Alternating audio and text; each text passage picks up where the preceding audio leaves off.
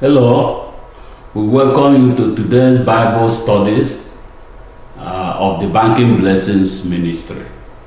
Our Bible study today will look at an interesting interaction between David, Nabal, and Abigail. It actually started as an interaction between David and Nabal. David had made a request from Nabal, and Nabal rejected it with ignominy. And David was going to teach him a lesson. But God brought Abigail to intervene and redirect David. And the interaction became really an introduction of Abigail into the life of David. A wonderful lady, Abigail.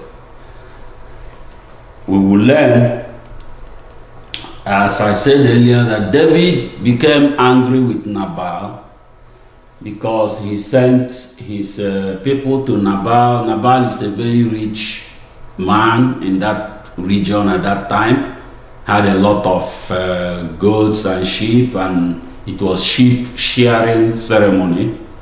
So David sent his men to go get some food from Nabal. His claim to friendship with Nabal, or claim to some of Nabal's supplies, was that while he and his men were while Nabal's men were in the field, that his men took care of them, protected them so that their things didn't get lost and nobody came to rob them. So he was just asking Nabal for a small favor back in his view. Nabal rejected David's request, and not only rejected it, but rejected it with ignominy. So David, in a moment of anger, got his men ready to go and teach Nabal a lesson. Teach him a lesson that he won't live to remember. But this would have been bad, and Abigail, the wife of Nabal, was brought into it by one of Nabal's servants who witnessed Nabal's treatment of David's men. So he appealed to Abigail and said, look, he has a sense that something bad was going to happen if Abigail did not intervene. Abigail was a pleasant woman, in contrast to her husband Nabal, who was not pleasant with anybody, was not approachable. The intervention of Abigail helped redirect David from the action that he contemplated against Nabal. And we'll see more details about this. Everything we're going to study is in 1 Samuel chapter 25, verses 1 to 44. Let us begin with Nabal's rejection of David's food request. As I said, Nabal is a very wealthy man, had a lot of sheep and goat, and I had a lot of people working for him. So a very wealthy animal rearer. And it was what they called sheep-shearing time.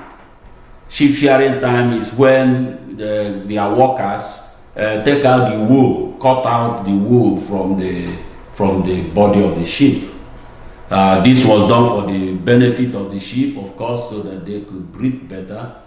But it was also part of the product of sheep rearing.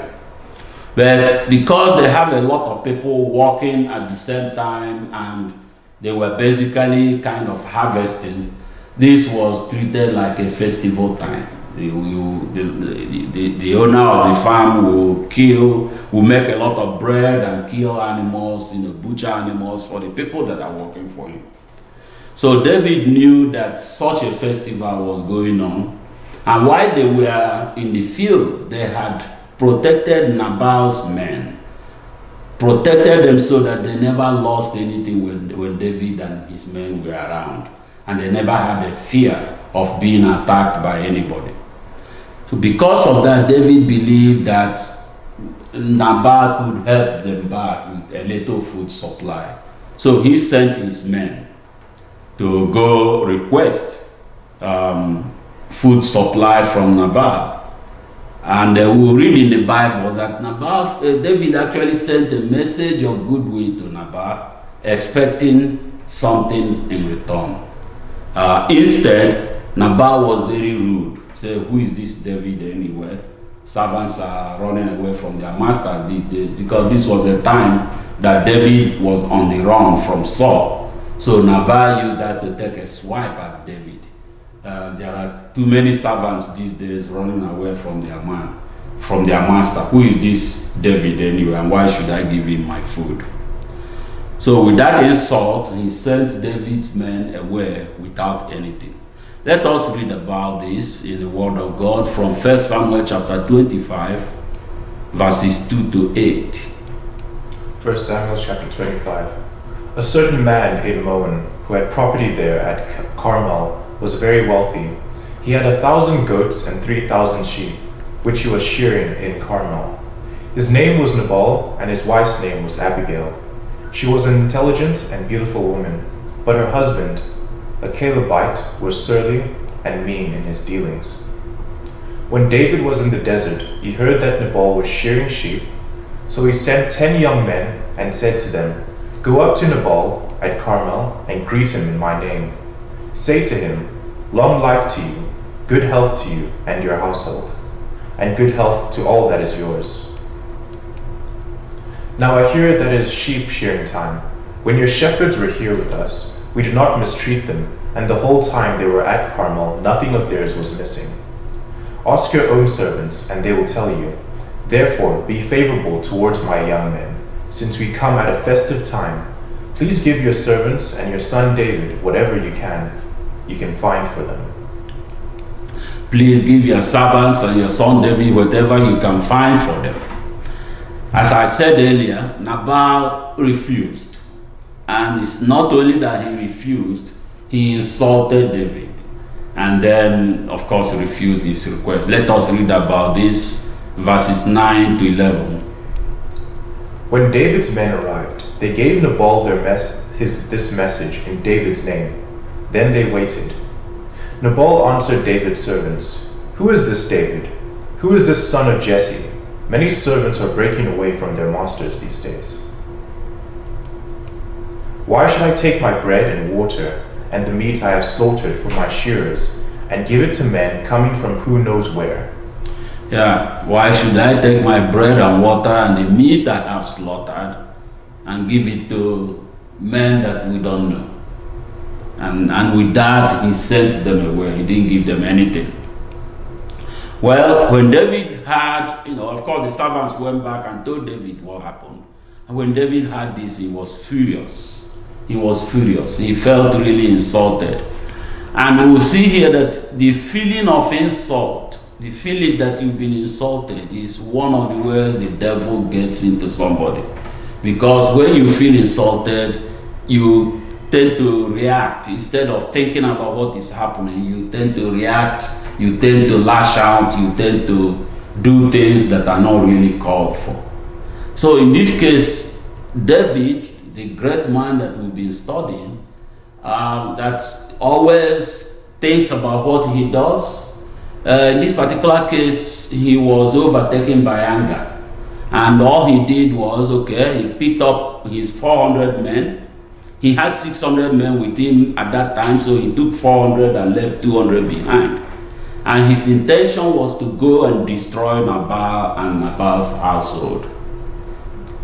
He explained his intention to his men before he would explain to God and seek God's approval before taking any step. In this particular case, it was like he was telling God to, stay out of this. Let me go and handle this man.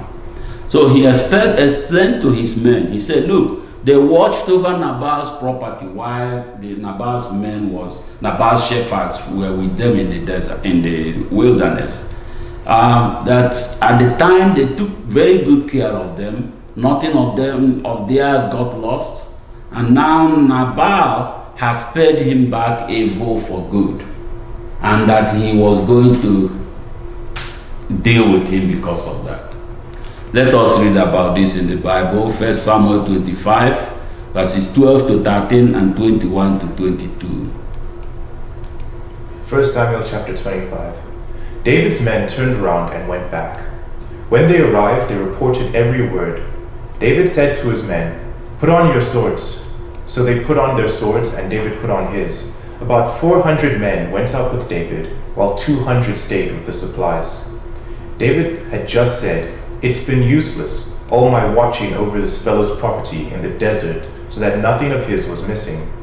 He has paid me back evil for good. May God deal with David, but be it ever so severely, if by morning I leave alive one male of all who belong to him." Yes, he's saying by morning he would destroy everything that belonged to Nabal, everything male. And they set out to do that. But a servant of Nabal's witnessed the interaction between Nabal and David's men.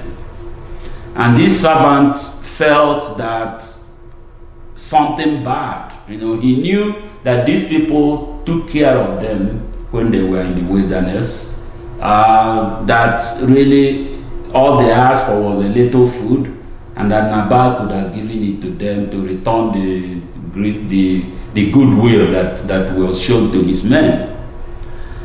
He felt that the way that Nabal insulted them, that they were going to tell their master, and remember, these people were outlaws. There were groups of outlaws going around, and he felt that they might come back the way they were rejected. I don't think he really knew who David was. He just saw them as another leader of an outlaw group.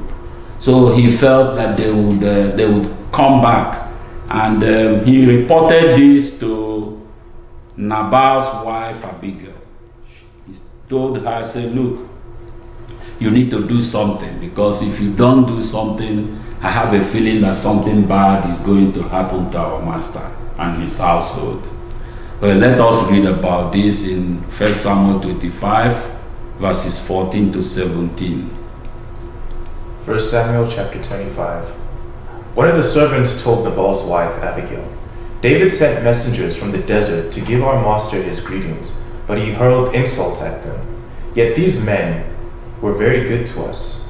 They did not mistreat us, and the whole time we were out in the fields, near them, nothing was missing.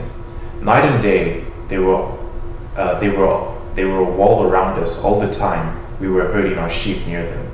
Now think it over and see what you can do, because disaster is hanging over our master and his whole household. He is such a wicked man that no one can talk to him." Yes, I would have gone to talk to him myself, but he wouldn't listen. That's why I came to you. So Abigail went into action immediately. She recognized what was going on and what she needed to do. She collected food supplies, put them on donkeys, and sent her servants and said, "Look, go on ahead, I'm coming."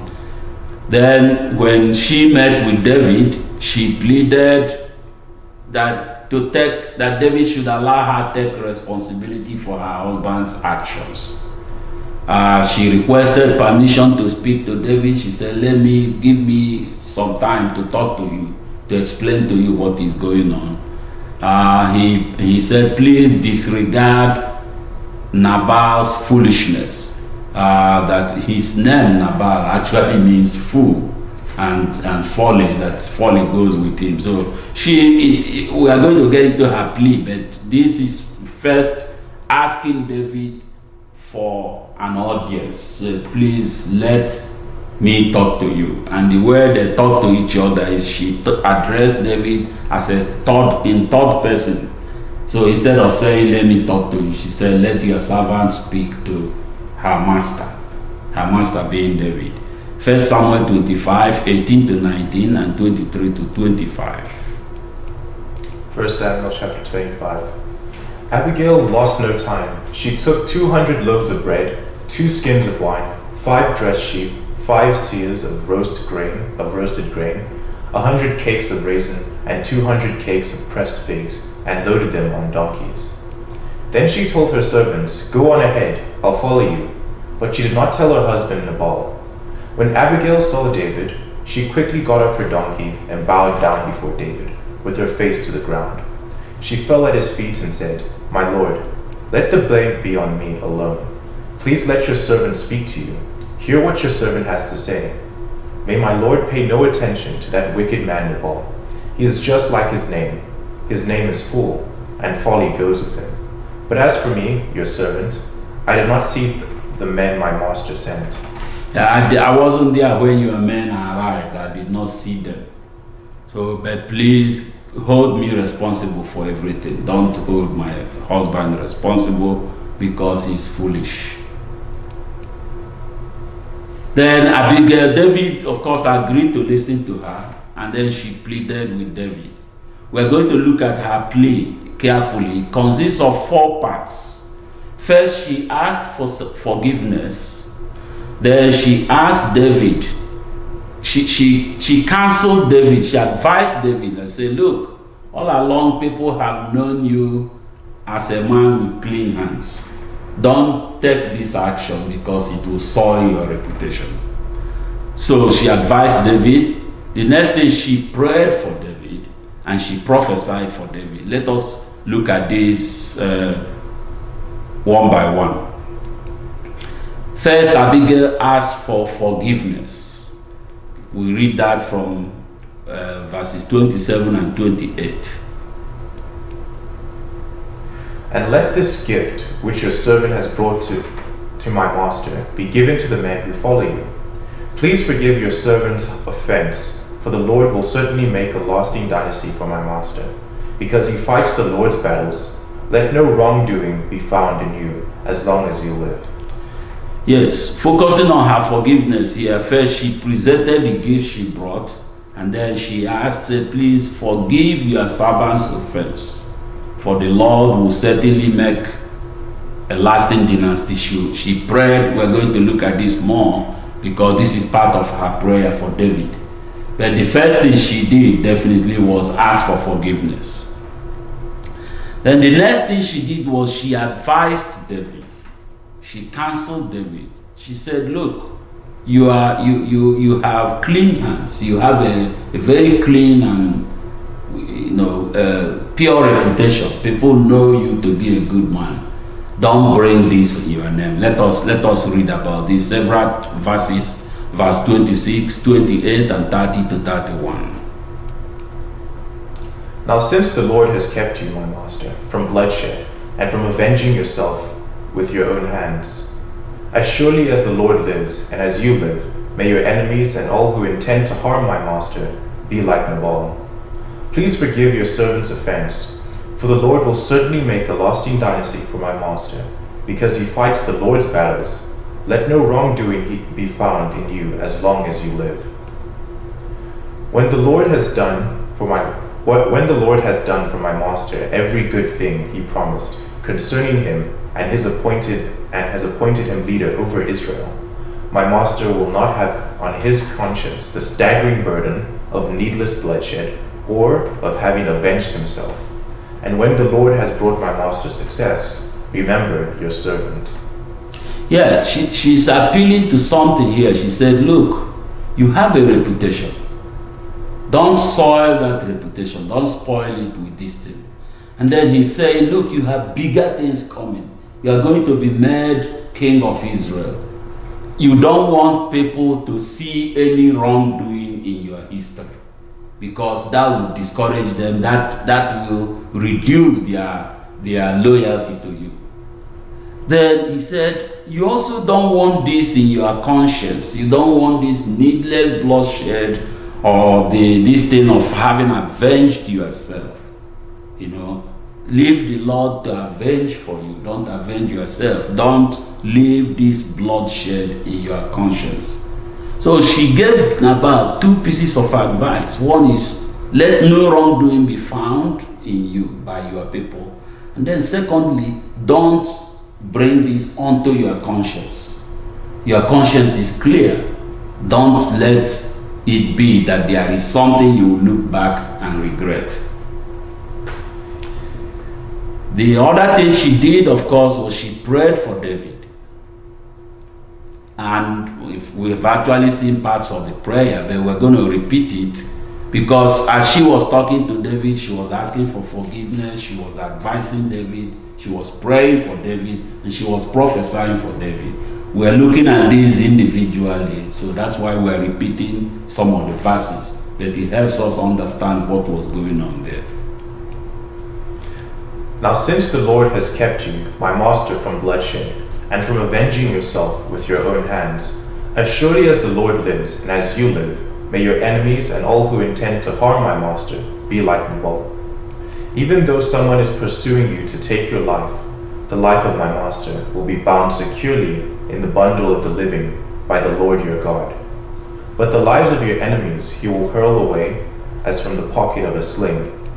When the Lord has done for my master every good thing he has promised concerning him, and has appointed him leader over Israel, my master will not have over his conscience the staggering burden of needless bloodshed, or of having avenged himself.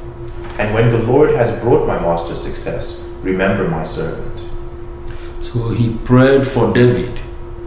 He said, may the Lord has kept you from bloodshed, so may your enemies and all those who intend to harm you be like Nabal. May they see hardship in life, whatever the kind of future that she believed was facing her husband, that may that be the future of all David's enemies.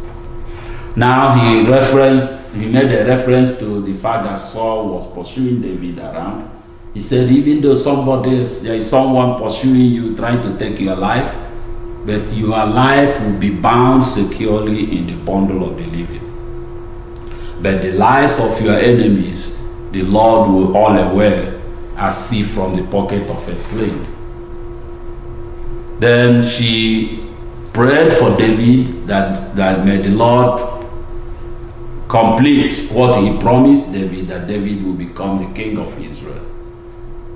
So this was a very spirited prayer. First, well, she did this all together. She asked for forgiveness. Then she advised David. Now she prays for David. And in the prayer, you will see what embedded in the prayer, you will see some prophecies, but we're going to look at those prophecies individually.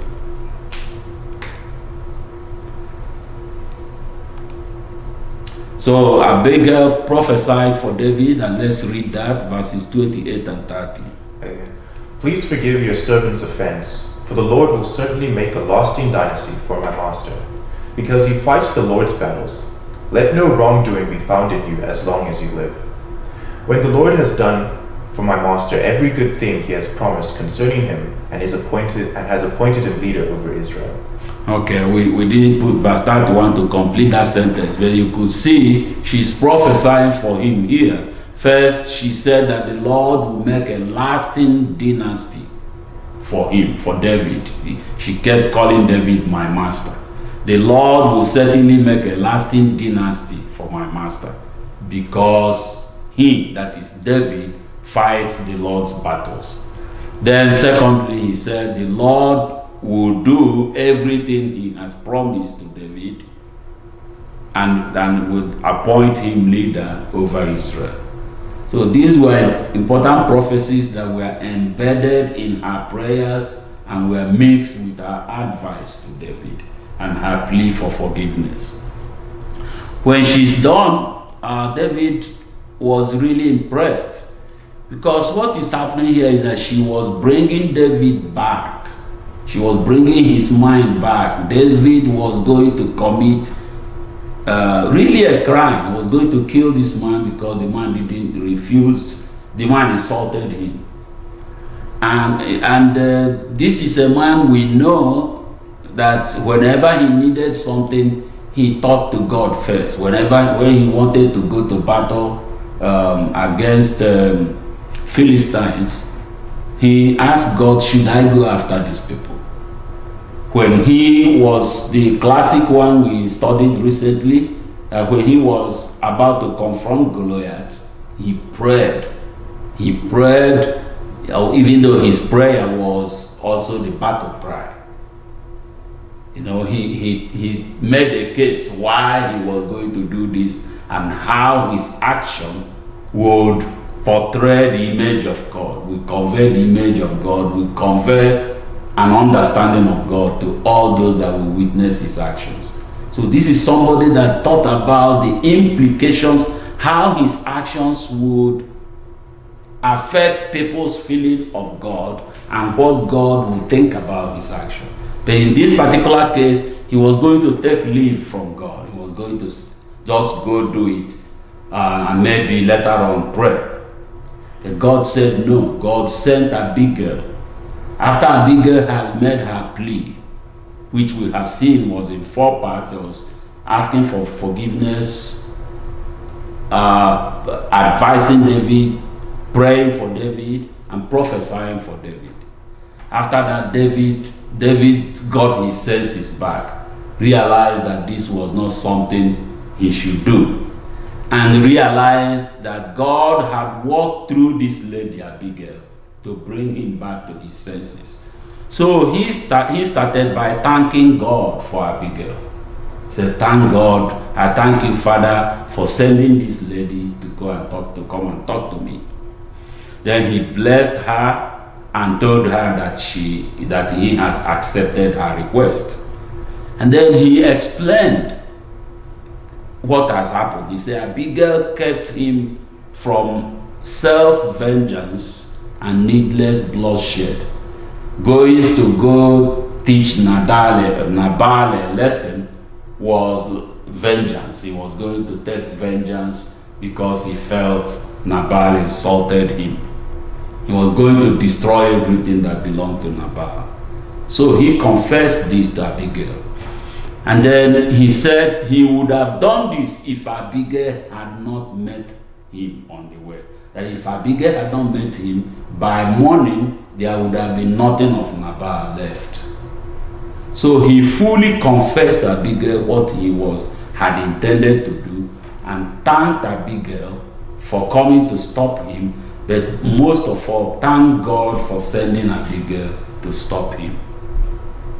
Let us read about this in verses 32 to 35. David said to Abigail, "Praise be to the Lord and the God of Israel, who has sent you today to meet me. May you be blessed for your good judgment and for keeping me from bloodshed this day, and for avenging myself with my own hands. Otherwise, as surely as the Lord, the God of Israel lives, who has kept me from harming you, if he had not come quickly to meet me, not one male belonging to Nabal would have been left alive by daybreak." Then David accepted from her hand what she had brought him, and said, "Go home in peace. I have heard your words and granted your request." Go home in peace. I've heard your words and granted your request. So David was redirected by Abigail. And really, that's the end of this short account of the interaction. But we are not going to leave it like that. We want to, first of all, look at look at what happened soon after, and then try to look at what we have learned through this passage. What happened after was that actually, when Abigail got home, Nabal was drunk, so she didn't talk to Nabal that night. The next day, she told Nabal what had happened. And as soon as Nabal was told, he had a stroke, and then several days later he died. Well, look at it, this man was very close to death. If David had gone to kill him, it would have been almost like killing a dead person. But nobody would have known that. All they would have known is David killed a man that didn't give him food. So David, when he heard about this, he praised God for keeping him from wrongdoing on account of Nabal. What he intended to do to Nabal would have been very wrong, but God prevented him by sending Abigail on his way. Of course, as soon as Abigail came out of mourning, David proposed marriage to Abigail, and Abigail accepted. So Abigail became the second wife. David at that time was married to Ahinoam. So Abigail was joining her to be the second wife of David. The Saul's daughter that was married to David at that time, before he ran away from Saul, was given to another man. So that she remarried another man. So at this time, David was married to Ahinoam, and Abigail joined to become the second wife.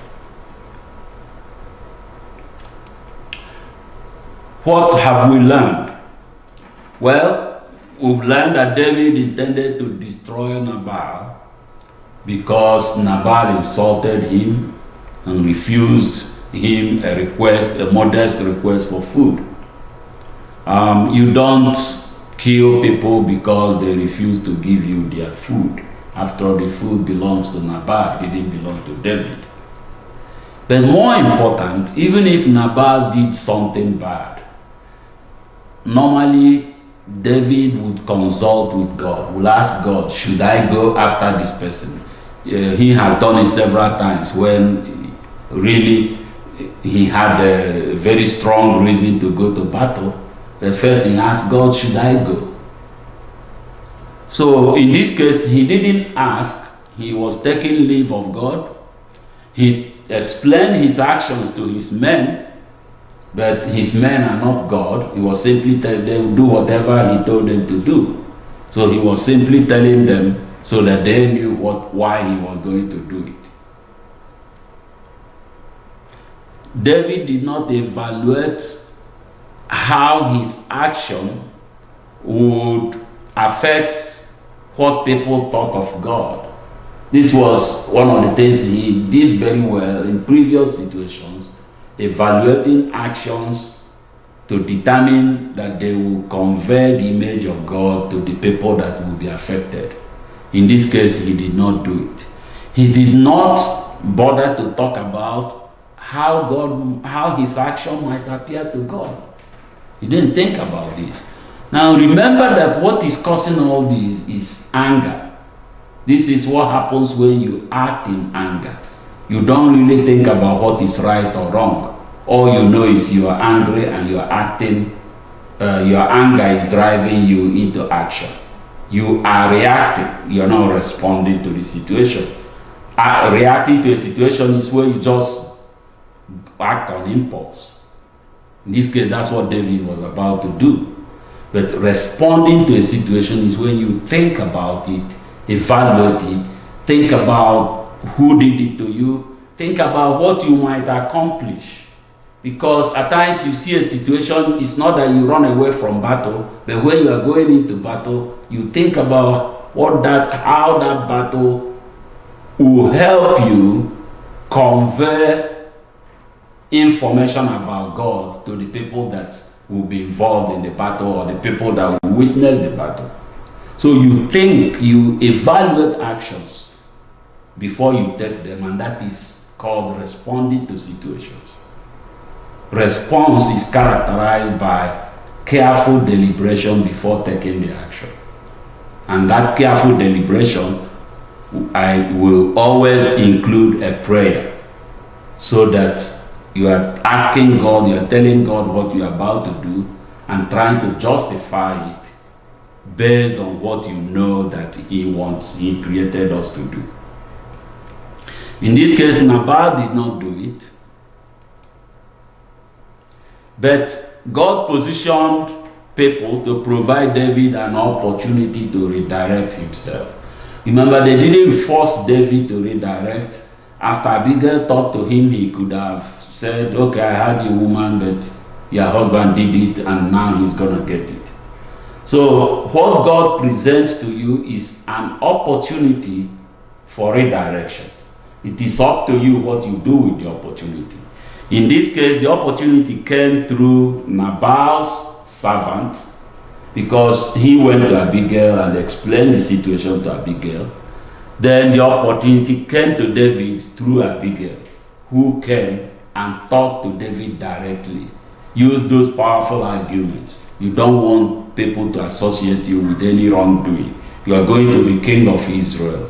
You have a clear conscience. You don't want needless bloodshed on your conscience.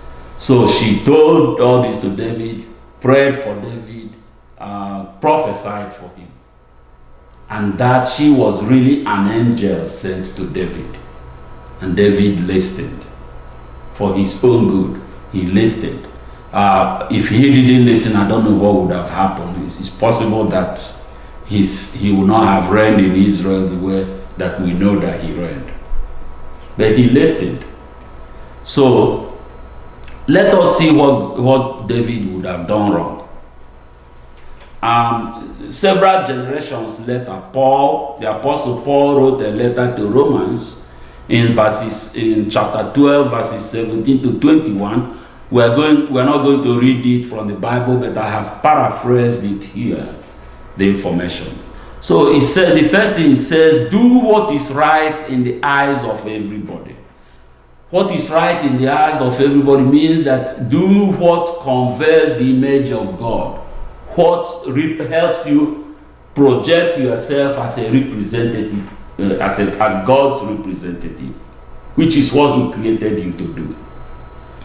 So he said, if it is possible, as far as it depends on you, live at peace with everyone.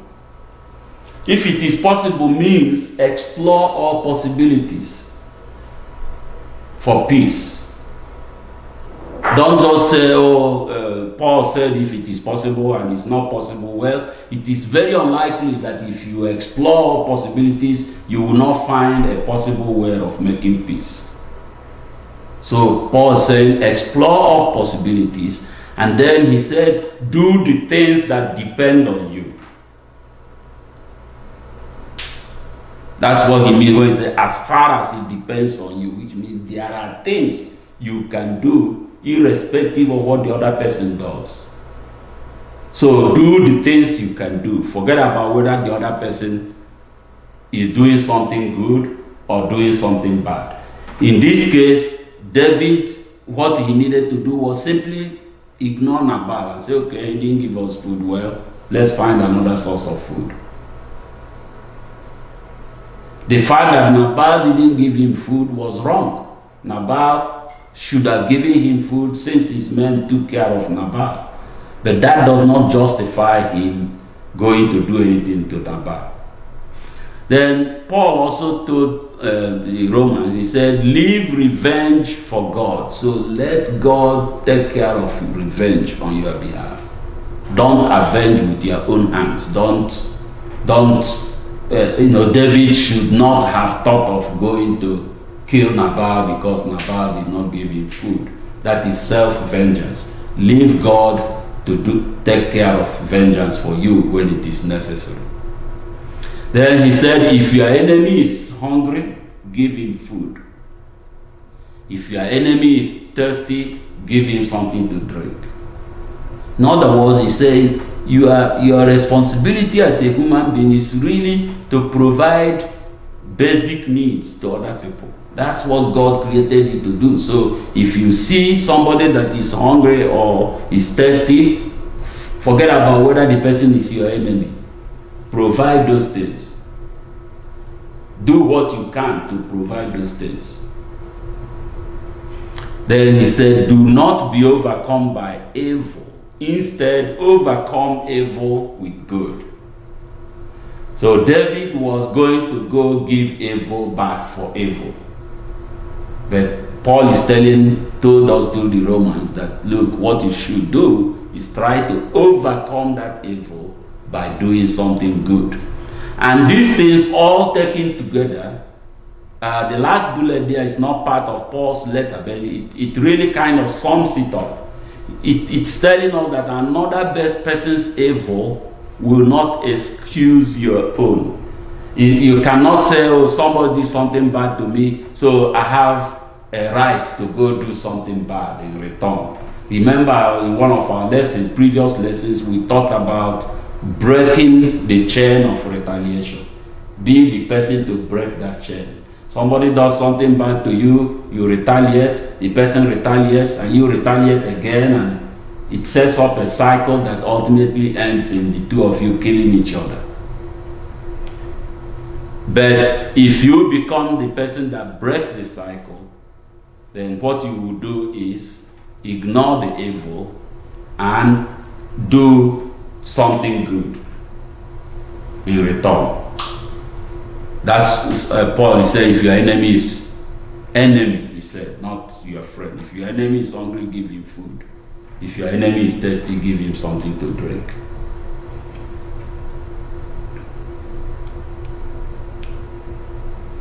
Well, even in all of this, we need to know that often when we are contemplating something bad, that God will position other people to provide us opportunity to redirect ourselves. So when you are about to do something bad and somebody comes to you with, gives you an opportunity to rethink, it's good that you listen to that person and rethink. Because what is happening there is that God is giving you a final opportunity to come to drop that evil that you are contemplating. This is what happened to David. David accepted the opportunity and did not continue with the evil that he planned, evil action that he planned. You know, God will not force you to accept the opportunity. It's up to you. You have a choice. You can accept or decline. But often that opportunity will be presented to you.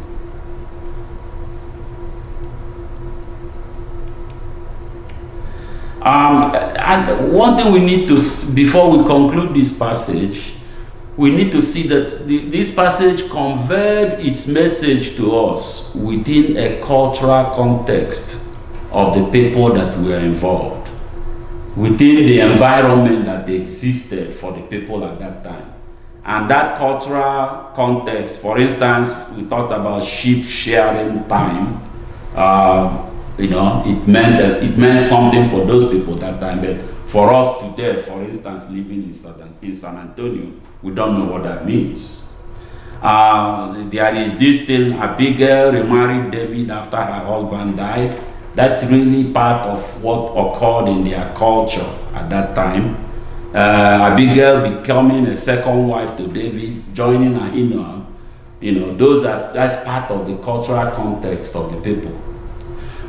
What we are trying to do is to understand the context in order to get the message of the context. For us today, the message is about not trying to avenge yourself. Leave vengeance to God. If it is necessary, God will avenge for you. If your enemy is hungry, give him food. If your enemy is thirsty, give him drink. We saw that David was about to ignore all this, was going to do something bad to Nabal in order to pay, because he felt that Nabal paid him evil for good. So he was going to give him some evil back. So we learned that, and as he was about to do that, God sent Abigail to redirect him. So that is the lesson of the passage. That's what we want to learn. The context in which all these things happened. Yes, we have to understand it in order to understand the lesson, but our focus is on the message, not on the context of the message. We are not interested in whether Abigail became a second wife to David. That's not the issue here. Well, we thank God for giving us the opportunity to study this. Kosi, I don't know if you have any question. No, you covered it pretty well. Okay, thank you very much. And we pray that several people will get the opportunity to join us in this Bible study in the future. As you know, people can join by visiting our website and viewing the videos or listening to the audio files. You can also download the PDF of the presentation. And whoever gets the opportunity to do this, we pray that the person will learn something that will make a positive impact on his or her life and bring people closer to God's purpose. Thank you for listening, and God bless you.